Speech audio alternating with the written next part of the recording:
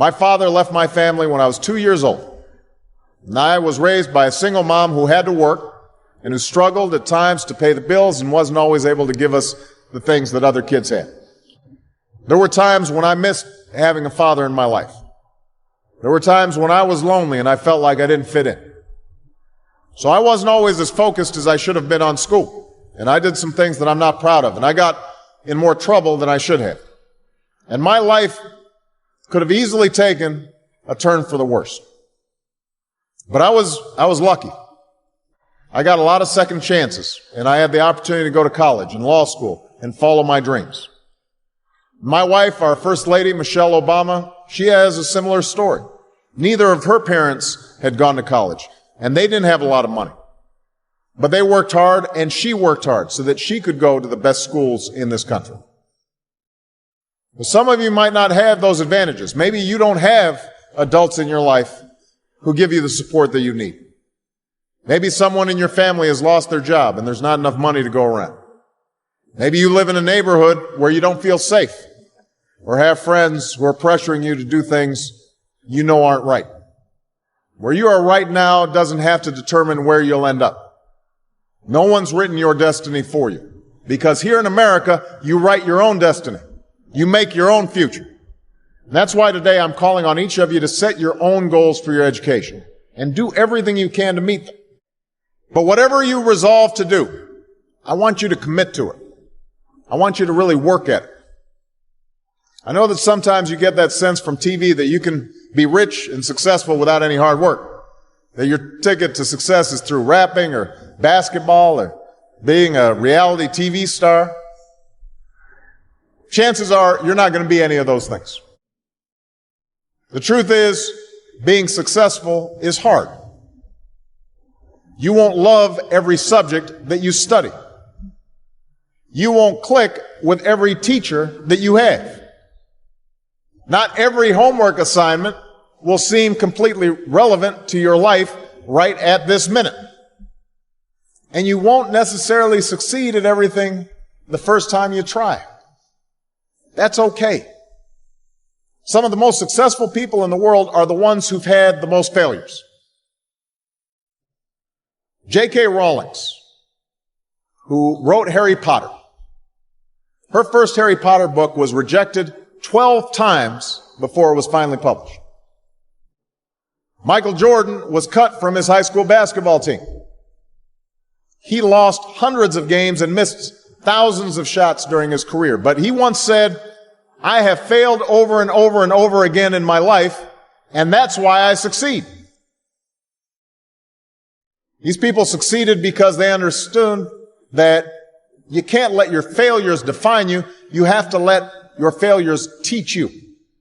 You have to let them show you what to do differently the next time. So if you get into trouble, that doesn't mean you're a troublemaker.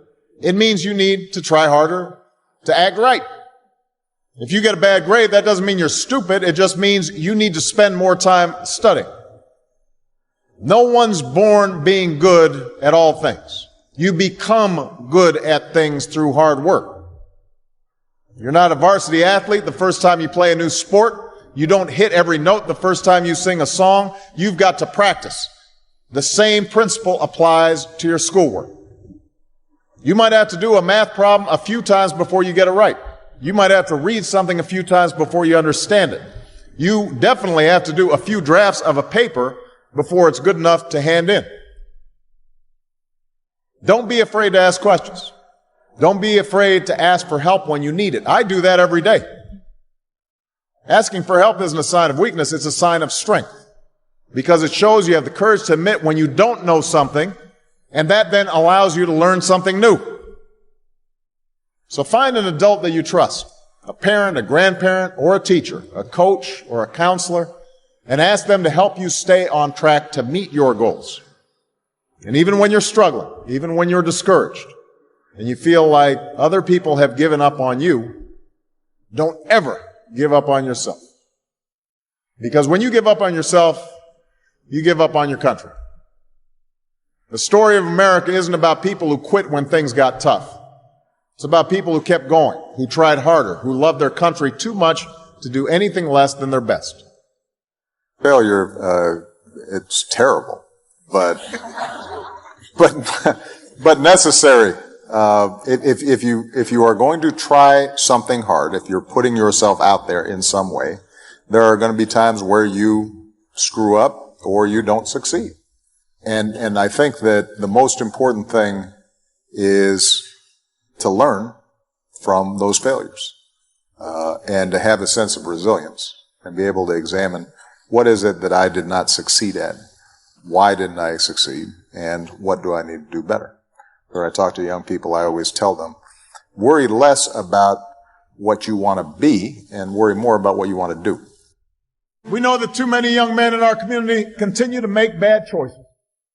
And I have to say, growing up, I made quite a few myself.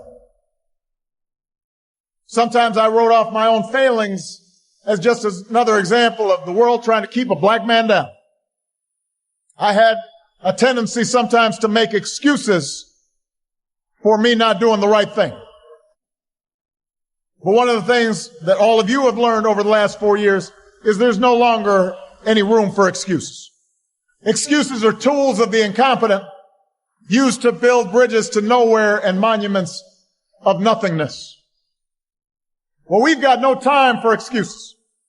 You have to remember that whatever you've gone through, it pales in comparison to the hardships previous generations endured, and they overcame them. And if they overcame them, you can overcome them too. Spirit of excellence and hard work and dedication and no excuses is needed now more than ever. If you think you can just get over in this economy just because you have a Morehouse degree, you're in for a rude awakening. But if you stay hungry, if you keep hustling, if you keep on your grind and get other folks to do the same, nobody can stop you. And when I talk about pursuing excellence and setting an example, I'm not just talking about in your professional life. Be the best husband to your wife. Be the best father you can be to your children. Because nothing's more important. I was raised by a heroic single mom, wonderful grandparents, made incredible sacrifices for me. And I know there are moms and grandparents here today who did the same thing for all of you. But I sure wish I had had a father who was not only present, but involved. Didn't know my dad. And so my whole life, I've tried to be for Michelle and my girls what my father was not for my mother and me. I want to break that cycle where a father's not at home, where a father's not helping to raise that son or daughter. I want to be a better father, a better husband, a better man. It's hard work that demands your constant attention and frequent sacrifice. And I promise you, Michelle will tell you I'm not perfect. She's got a long list of my imperfections. Even now, I'm still practicing. I'm still learning, still getting corrected in terms of how to be a fine husband and a good father. But I will tell you this, everything else is unfulfilled if we fail at family. If we fail at that responsibility. I know that when I am on my deathbed someday, I will not be thinking about any particular legislation I passed.